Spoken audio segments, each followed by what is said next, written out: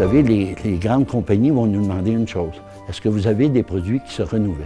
C'est un modus operandi ici. On regarde les matières premières. Ça, c'est bon, ça, c'est pas bon, ça va être contaminant. On ne veut pas qu'il y ait des problèmes à l'océan.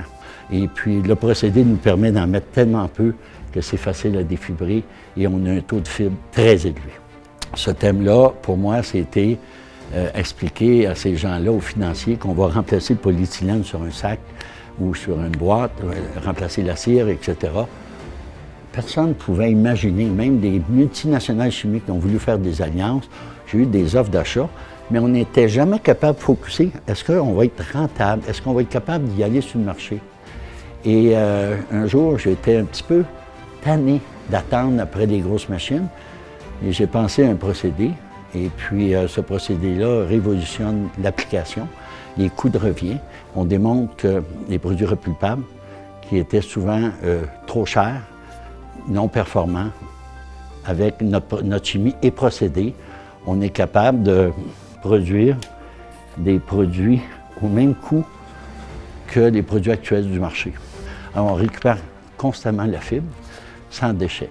Et pour éliminer tout malentendu avec la compétition, j'ai demandé à l'industrie des pâtes et papiers américaine et canadienne si on pouvait utiliser le mot repulpable, qui veut dire vous prenez 100% de ce verre-là, qui est complètement traité, sans aucune fibre secondaire, et vous en faites récupérer 99,3% de fibre.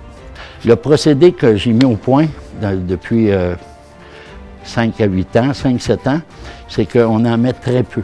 Donc, on rentabilise le produit, on le rend hyper compétitif et en même temps, on a moins de chimie ou de produits biosourcés qui traitent le verre. Voilà. Alors, si on dit repulpable, c'est 100% de produits traités et non aucune fibre secondaire. Mais en général, là, tout ce qui va être food, flexible, j'ai parlé de pain de lait tout à l'heure, j'y reviens, c'est des projets d'envergure qu'on va présenter sous peu.